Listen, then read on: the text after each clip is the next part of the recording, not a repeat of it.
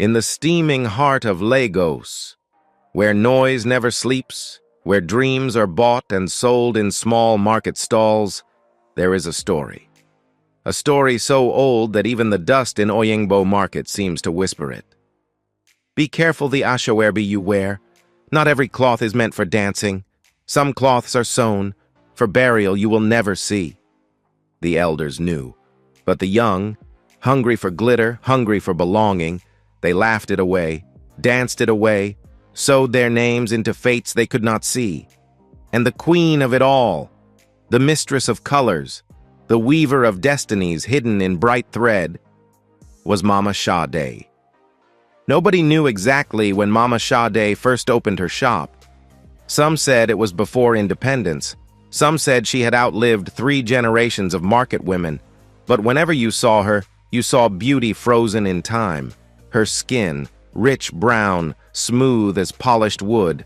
Her smile, wide, white, and easy, like she knew a secret you would never guess.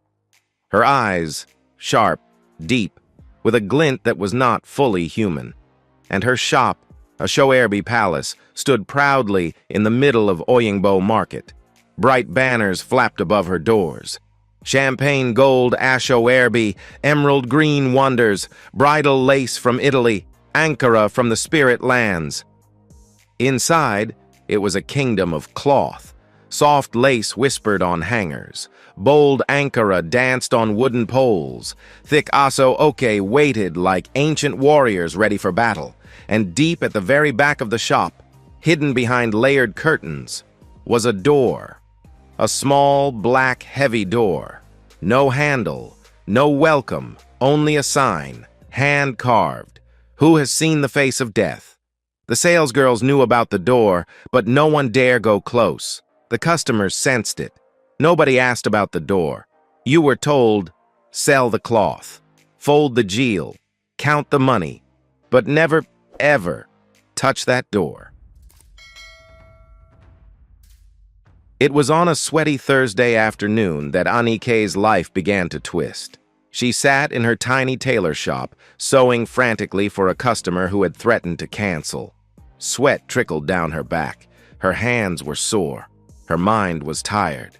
That was when they came, Biri and Tola, her friends since their sewing apprentice days. They burst into her shop like a gust of perfume and laughter, their hands swinging 2 shiny black nylon bags.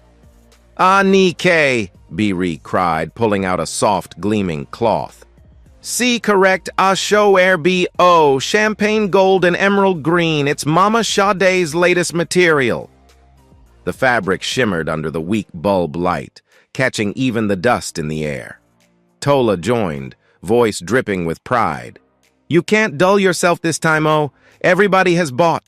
If you don't wear this Ashoerbi to Lolar's birthday, you will be so ashamed, and it will just mean you don't belong."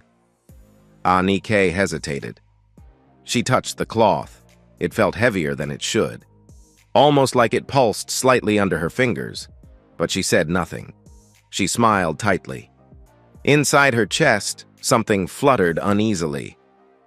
Lolar's birthday bash was the talk of Lagos. The invitation-only event was to be hosted at the Crystal Gardens, a hall so big and bright it looked like it was built for kings. And the dress code? Guests, champagne gold and emerald green, courtesy of Mama Sade's Ashoerbi. Celebrant, a wine-red velvet gown with gold embroidery, heavier, richer, a clear sign she was above them all. Everyone who was anybody scrambled to be there. Social media buzzed. Makeup artists and photographers doubled their fees.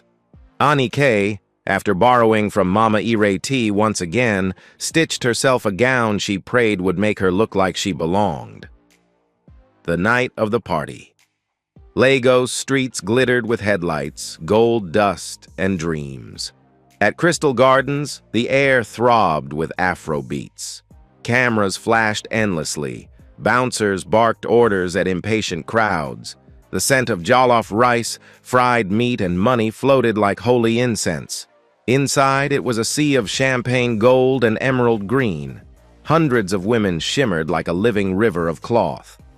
Mama Sade arrived late, not as a guest, but as a goddess.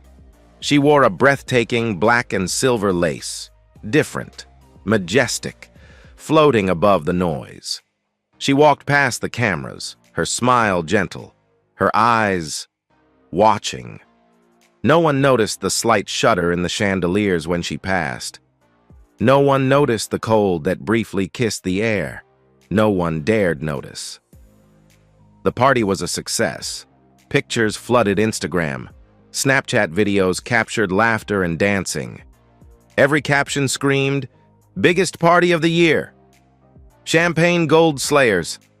Legos no they carry last!" But 3 days later, a whisper began. A girl, Funke, one of the guests in the Ashoerbi, was found dead in her apartment. Face twisted in confusion, mouth frozen mid-scream, no sign of violence, no robbery, no illness. Her family cried. The market women sighed. The social media pages reposted her last party video with sad emojis, but nobody connected it. Nobody remembered the shimmering cloth she wore. Nobody questioned the river of champagne gold and emerald green. The party had ended. The story had begun. Back at Oyingbo Market, Mama Sade's Ashoerbi Palace grew even busier. Funke's death was forgotten. Another party was planned. More cloths sold. The sales girls continued their hustle, folding, selling, counting, until one afternoon when Roni K, one of the newest sales girls, heard something. Standing near the back wall while arranging gel, she heard it. A low hum, software pulling, calling. It came from the black door. She froze. Her heart jumped. Her hands trembled. The hum grew louder, like hundreds of tiny voices singing through cloth. Roni K stepped closer, against her will, step by step, breath by breath, just as her hand stretched out to touch the door. "Roni K!" Mama Sade's voice, sharp, slicing through the air like a knife. Roni K spun around, heart hammering. Mama Sade stood there smiling, but her eyes were twin blades. "Are you not needed in front?" she asked sweetly. Roni K stammered. "Yes, Ma." She fled to the front of the shop. She did not sleep well that night. She did not return to work the next day, or the next. By the third day, her name became another whisper in Oyingbo Market. "That girl, Roni K, she just vanished like that." After the Crystal Gardens party, Mama Sade's shop did not just grow. It exploded. There was something in the air. A fever. An invisible thread that tied every woman in Lagos together. If you haven't worn Mama Sade's Ashoerbi this year, you don't exist. It didn't matter whether you lived in Lekki mansions or Makoko slums. People scrambled for her cloth. Young girls begged boyfriends for money. Married women blackmailed their husbands. Grandmothers squeezed their life savings. Some even sold their gold chains, their old freezers, their children's toys. All to buy the next Ashoerbi from Mama Sade. And Mama Sade, she smiled. She smiled the way a cat smiles when a mouse walks into its paw. 3 weeks after the Crystal Gardens party, another grand occasion shook the city. Mrs. Ronke Oladipo's 50th birthday party. Dress code: teal, blue, and rose gold Ashoerbi, exclusively sourced from Mama Sade. The cloth was heavenly, soft as whispered lies, heavy as broken promises, shiny as a secret kept too long. Anike's friends returned, bags in hand, cloths in hand, hearts full of excitement. "Anike, you go dull again!" Biri shrieked. "If you don't wear this one, forget friendship!" This time, Anike resisted longer. But peer pressure is a cruel wind. It blows until even the strongest trees bend. She borrowed again. She sewed again. She wore the teal and rose gold cloth like armor, unaware it was a noose. At Mrs. Ronka's party, the women were stunning. Their clothes caught the chandelier's light like living fire. But behind the smiles, Lagos was breaking. Mrs. Dupka Green sold her jewelry box to buy the cloth. Mr. Cole Attawale fought his wife for emptying their savings to sew matching family outfits. Chidinma, a poor undergraduate, missed her school fees just to buy 1 yard and sew a mini gown. A Sowerby fever didn't care. It claimed victims, rich and poor alike. Nobody questioned why Mama Sade's cloths always sold out first. Nobody wondered why strange illnesses began knocking on the doors of some who wore them. Because Lagos people love celebration, even if death waits behind the music. Inside Ashowerby Palace, the salesgirls worked like bees. Every day, cloth moved from racks to hands, hands to homes, homes to parties, parties to silent tears. And the black door hummed, sometimes louder, sometimes softer. One afternoon, during a rush hour, Dupke, another bold new salesgirl, paused while folding a heavy stack of mint green jewel. She heard the humming, software sweet, seductive. Without thinking, she drifted toward the forbidden back wall. As her fingers brushed the frame of the black door, "Duke!" Mama Sade's voice, silky and sharp like velvet hiding a knife. Dupe dropped the jewel, trembling. Mama Sade smiled warmly. "Come and help at the front, my dear. A good customer is waiting." Dupe obeyed. She served the customer. She smiled. She folded cloths. She never returned the next day, or the next. Another whisper floated through Oyingbo. "Duped on Miss O, nobody fit fine dam." In the weeks that followed, Mrs. Dupe Afolayan lost her husband to sudden madness. Kole Adewale's wife fell into a strange depression, never speaking again. Chidinma was expelled from school after fainting during her exams, never regaining memory. And all of them had worn different versions of Mama Sade's Ashowerby. Different colors, teal blue and rose gold, peach and gold, mint green and cream, dusty lilac and silver. Different parties, different excuses, same secret. But still, nobody connected the dots. Nobody dared. Because Ashowerby fever burns hotter than common sense. Pride wears the loudest colors. And Lagos dances even when the drummer is death. Meanwhile, inside Ashowerby Palace, business bloomed like poisoned flowers. Mama Sade grew even more beautiful, younger. Her waist slimmed, her skin glowed, her laughter grew lighter, sweeter, hungrier. At night, when the shop closed, when the noise died down. If you passed Oyingbo Market, you might see something through a crack in the door. Ashowerby cloths floating in the air without hands. A faint blue fire burning without smoke. Shadows dancing against the walls without bodies. But nobody passed at night. Those who dared never returned. Then came a new salesgirl. Her name was Ify K. Slim, sharp-eyed, with a laugh like bells and a stubbornness as thick as yam. She joined Mama Sade's Ashowerby Palace 2 months after Roni K's disappearance. Nobody told her what happened to the other girls. The walls of the shop swallowed secrets like water into sand.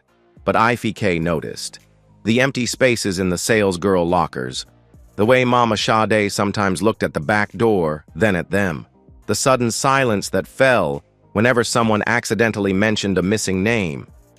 The black door. It called to her. Every day. In the market, the fever continued. New parties, new colors. Mint green and peach for Mrs. Ayula's granddaughter's wedding. Dusty rose and silver for Alhaji Sulaimon's 70th birthday. Blush pink and champagne for Honorable Iredi's retirement party. Each Ashowerby sourced directly from Mama Sade. Each party bringing small disasters afterward. A bridegroom that disappeared 2 days after the wedding. A birthday celebrant who lost his voice permanently. A retired man who went mad and started hawking pure water. But still, nobody connected it to the cloth. They only said, life is mysterious. Yoruba land day hard this year. Meanwhile, Mama Sade grew younger, her cheeks fuller, her waist slimmer, her laughter sweeter. Among the gossip mongers of Oyingbo Market, one question began to rise like smoke. How can a woman so rich, so beautiful, so ageless, have no child? Some said Mama Sade's womb had been sealed by jealous witches. Some said she sacrificed motherhood for riches. Some said she was never truly human at all, but none dared say it aloud near her shop, because no matter the whispers, business was good, and in Lagos, money washes all sins. One bright Wednesday morning, Mama Sade called a sudden meeting inside the Ashoerbi Palace. She stood at the center of her shop, clothed in a dazzling gold agbada stitched with blood-red roses. She shone so brightly the cloth seemed to breathe. Her voice rang out, "Lagos, my birthday is coming, and we must celebrate it in grand style." A roar of excitement filled the market. "A party? Mama Sade's party?" Mama Sade smiled, her white teeth flashing. "Champagne, gold, and emerald green Ashoerbi for my guests, straight from Paris. Special souvenirs for every guest, bags of rice, microwaves, money spraying." The fever ignited again. People ran to buy her cloth. Some borrowed, some sold fridges, some mortgaged their cars. Because to miss Mama Sade's party was to bury your social life in Lagos. The night before the party, Ify K sat quietly at the back of the shop, folding gele. Her hands moved mechanically, her ears tuned to the soft hum behind the black door. She turned slightly. No one was watching. She crept closer.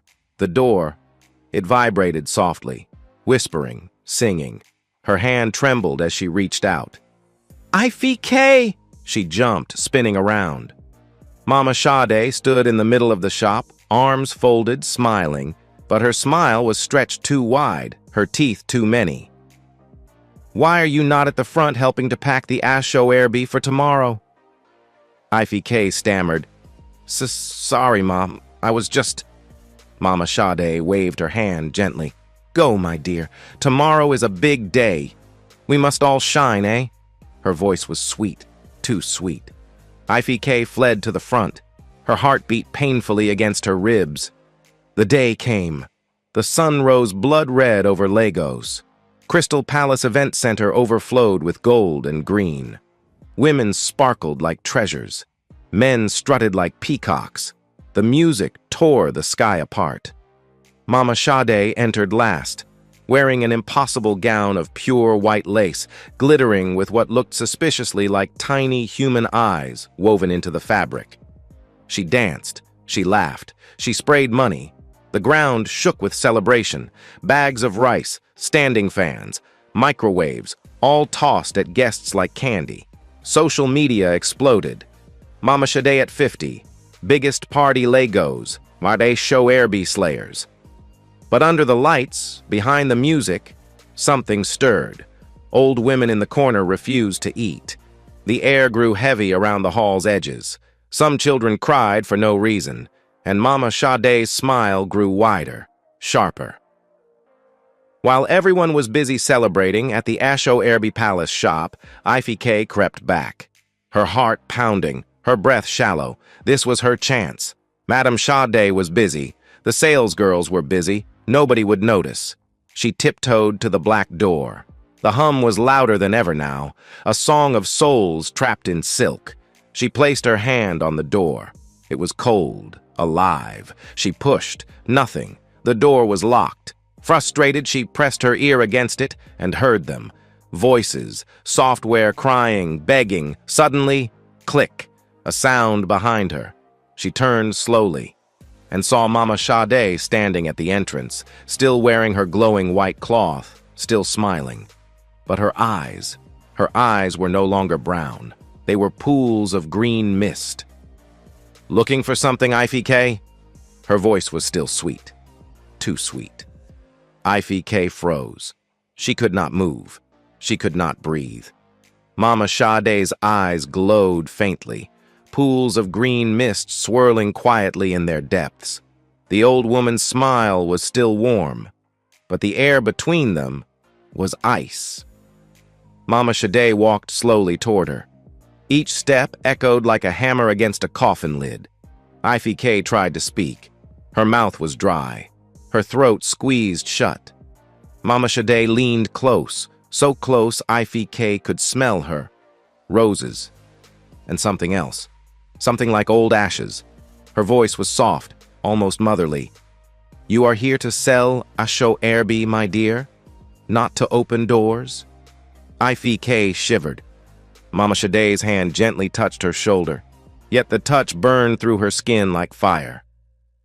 "Curiosity," Mama Shade whispered, "is a beautiful cloth, but very difficult to sew back once it tears." Then, as suddenly as it came, the green mist vanished from her eyes. Mama Shade smiled brightly, patted Ify's cheek like a favorite child. "Now go and help pack the geel. Tomorrow we'll be busy." Her voice was light, playful, but Ify's legs refused to move. She stumbled backward like a drunk, heart hammering, mind spinning, until she collapsed on the stool behind the cashier table. The other girls looked at her strangely, but nobody said a word. Nobody ever spoke about the door. From that day onward, Mama Shade's eyes never left Ify. In the morning, she smiled too sweetly. In the afternoon, she stood too close. In the evening, she lingered too long near Ify's section, always watching, always waiting. Ify kept her head down. She worked faster. She laughed louder, but deep inside, fear grew like weeds in abandoned soil. She dared not look at the black door again, but she could feel it. Breathing, beating, waiting. Lagos moved on. Lagos always moved on. New parties sprang up like mushrooms after rain. Mrs. Tayo Adeleke's daughter's wedding. Asho Airby, burnt orange and cream. Result: groom disappeared 2 days after the wedding.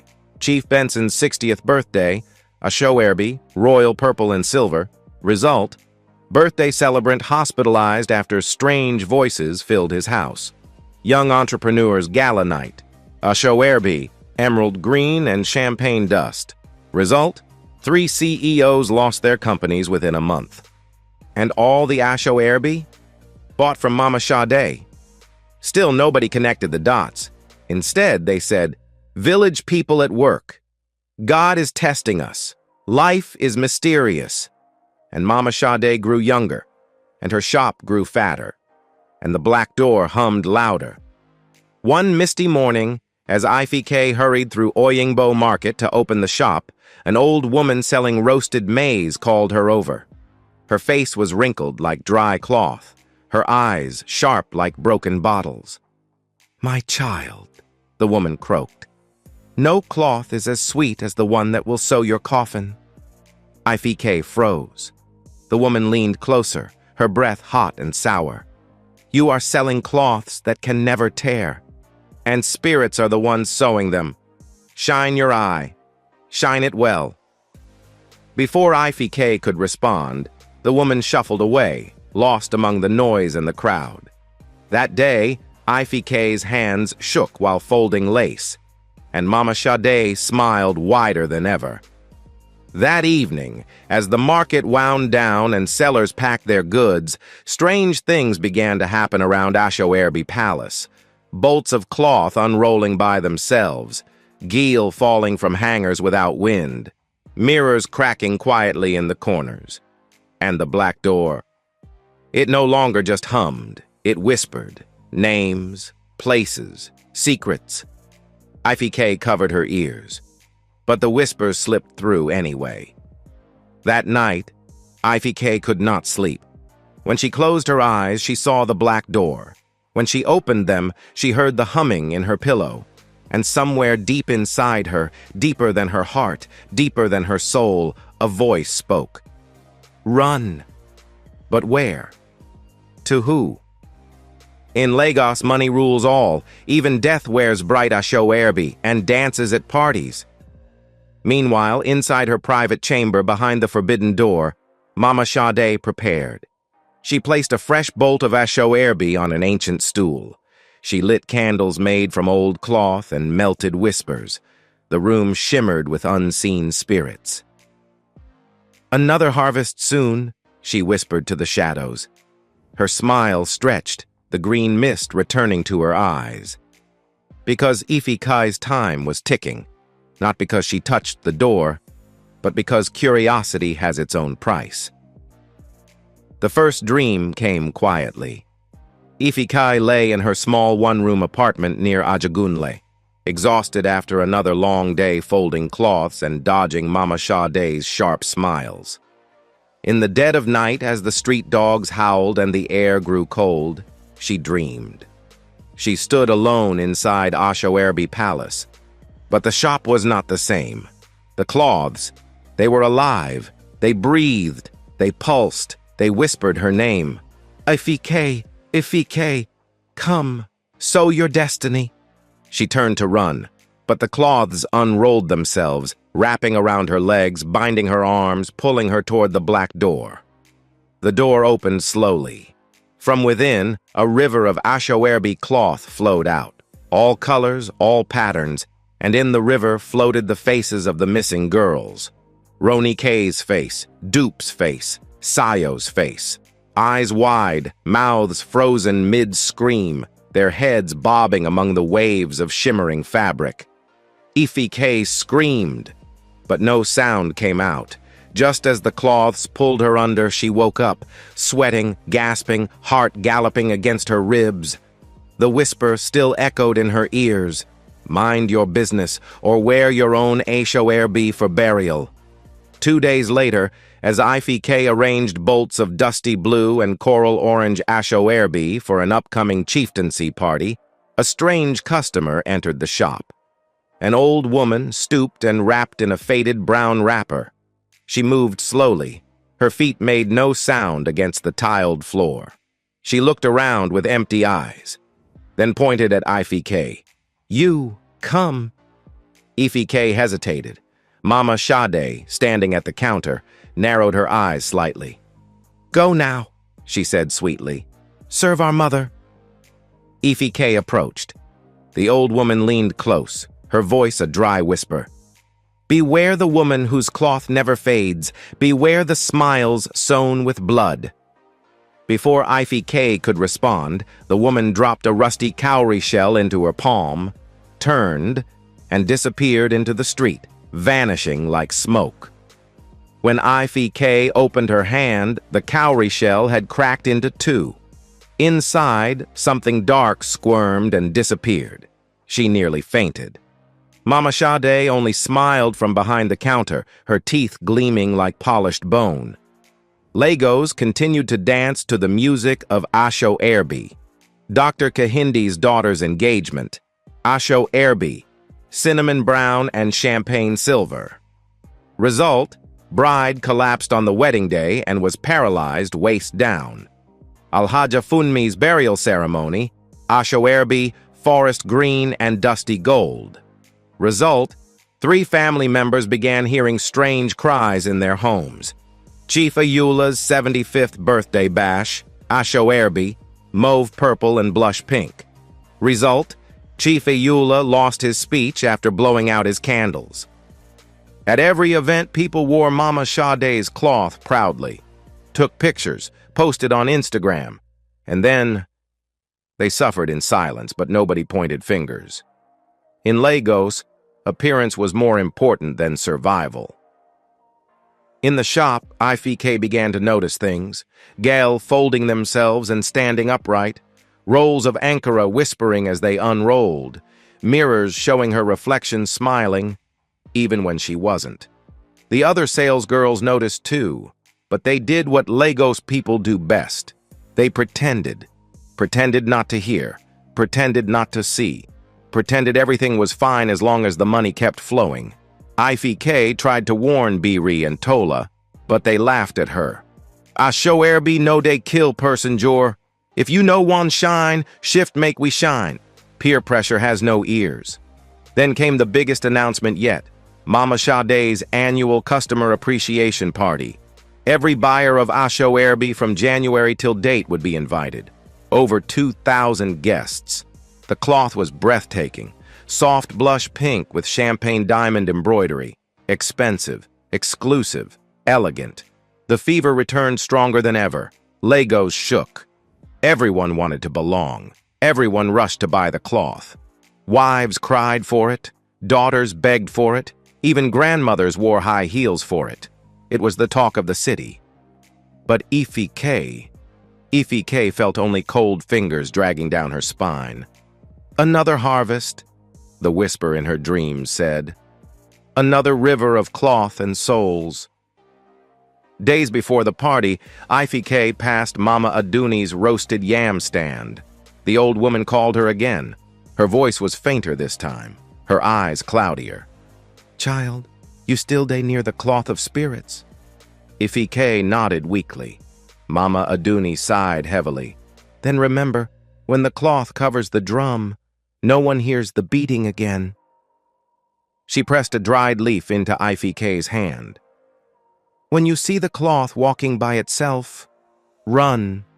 Don't look back. Don't greet anyone. Just run."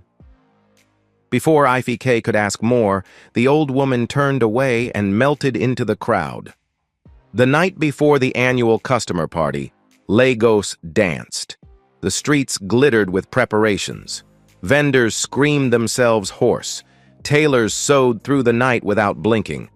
Inside Ashowerbi Palace, Mama Sade threw a private Thanksgiving ceremony. Candles burned low. The black door vibrated so loudly that the shelves shook. Mama Sade stood before the forbidden door, clutching a folded Ashowerbi cloth against her chest. Her eyes were completely green now. Her lips moved silently, chanting. The cloth in her hand twitched and coiled like a living snake. The door cracked slightly open, and from the darkness beyond, thin, gray fingers reached out, stroking the cloth lovingly. Mama Sade smiled wider. "Tomorrow," she whispered, "I shall drink from them again." And the door closed quietly. The day broke heavy and gray over Lagos. It was supposed to be a celebration. Mama Sade's annual customer appreciation party, the biggest event of the year. The streets outside Crystal Gardens were clogged with glittering cars. The halls inside dripped with riches, fabrics flashing, heels clicking, perfumes thick enough to choke the air. Over 2,000 guests flooded the venue, each wrapped proudly in the new blush pink and champagne diamond Ashowerbi. Even the ceilings seemed to glow with excitement. Women took selfies, men posed with wine glasses, children danced in corners. At the center of it all, on a giant throne carved with roses and tiny faces, sat Mama Sade. Her gown was pure gold. Her skin shone like polished bronze. Her smile was wider than ever. As the DJ switched tracks, as guests laughed and swayed, something began to happen. At first, it was small. A gel fell off a woman's head by itself. A child screamed that the floor was breathing. A tablecloth slid off onto the floor without anyone touching it. The music grew louder to cover the tension. Mama Sade rose gracefully, lifting her champagne glass. "To all my wonderful customers," she cried, "may your lives be as beautiful as your Ashowerbi." The hall erupted in cheers. Nobody saw the shadows stretching slowly across the floor, crawling toward the guests like fingers seeking a prize. The DJ dropped a hot jam. The dance floor flooded. Women twirled. Men sprayed money. Children clapped and laughed. And then it began. The Ashowerbi cloths, the very fabric the guests wore, started to tighten. Slightly at first. A gentle pull, a little squeeze, then harder. Necklines tightened. Waistlines crushed ribs. Skirts tangled legs. People stumbled. People gasped. But the music was too loud. The pride was too strong. "Now the cloth they hug me," they joked nervously. "Designer cloth they cling well." But Ifike saw it. She stood frozen by the refreshment table, her heart hammering against her chest. She saw the Ashowerbi moving, by itself. She saw sleeves twisting around arms. She saw geel tightening around heads. She saw Mama Sade's eyes glowing green, her mouth moving silently in a chant. And she knew the cloths were alive. Suddenly, a scream tore through the hall. A young girl collapsed, her ashoerbi binding her arms like ropes. Another woman fell, her skirt wrapping around her legs like a snake. Panic spread like wildfire. Guests tore at their clothes, ripping fabric, scratching skin. Some cloths clung harder, some loosened and slithered away like silk serpents across the marble floor. The chandeliers flickered, the floor seemed to breathe, the walls pulsed. Guests scrambled for the exits, but the doors were sealed shut. Invisible forces pushed them back, laughing softly. Only Mama Sade remained calm, standing tall at her throne, chanting. Her body began to glow, her wrinkles faded completely, her hair darkened. She was renewing herself, feeding on their energy, drinking their destinies. In the chaos, Ifeke remembered Mama Aduni's words. When you see the cloth walking by itself, run. Don't look back. Don't greet anyone. Her legs wanted to run, but something inside her, something deeper, something furious, held her in place. She had seen too much. She could not let it continue. She searched the crowd wildly. Her eyes landed on the souvenirs table. Among the bags of rice and electric kettles lay an old Yoruba drum used for decoration. An idea struck her like lightning. She grabbed the drum, lifted it high above her head, and smashed it against the floor. The sound cracked like thunder through the hall. For a second, everything froze. Even Mama Sade's smile faltered. Even the cloths loosened slightly. Ifike didn't wait. She grabbed a fallen microphone, her voice trembling but strong. "Open the doors! Now! Run! Remove your cloths if you must! Flee!" Some guests heard her. Some obeyed. They ripped their ashoerbi, threw off their jeel, kicked off their shoes, and the moment they let go, the spell began to weaken. Doors burst open with a mighty creak. Fresh air whooshed into the hall. Screaming, stumbling, crying, people flooded out into the night. Ifike ran too, but not before locking eyes with Mama Sade one last time. The old woman's face twisted, not with rage, but with sorrow. "You cannot stop the cloth of destiny," she whispered, her voice riding the wind. Then she vanished, collapsing into a heap of writhing ashoerbi. The next morning, Lagos buzzed with rumors. Some said it was a gas explosion. Some said it was a spiritual attack. Some said it was one of those things. But those who tore off Mama Sade's cloth survived, and those who clung to their pride vanished from the city. Their faces slowly faded from memory as if they were never born. And Mama Sade's ashoerbi palace? When authorities went to seal the shop, they found nothing. No cloth, no tables, no black door, just an empty, dusty space, and a faint humming in the wind. Today, they still sell ashoerbi in Oyingbo Market. Bright cloths, shiny jewel, dazzling lace. But if you listen carefully, beneath the hawkers' songs and the market drums, you might hear the old whisper, "Before you sew it, before you wear it, ask yourself who truly stitched this cloth, because some ashoerbi still carries the touch of the past, and not all cloths are meant to be worn. Some are meant to be buried with." In life, not every opportunity is a blessing. Not every cloth is for beauty. Not every invitation is meant for your rising. Sometimes the very thing you chase, out of pressure, pride, or desperation, is the same thing that will chase away your peace, your joy, your future. Be careful what you wear just to belong. Be careful the parties you attend just to impress. Because in this world, not everything bright is gold. Some smiles are stitched with sorrow. Some invitations are written in invisible ink, meant to erase you. Guard your destiny with wisdom.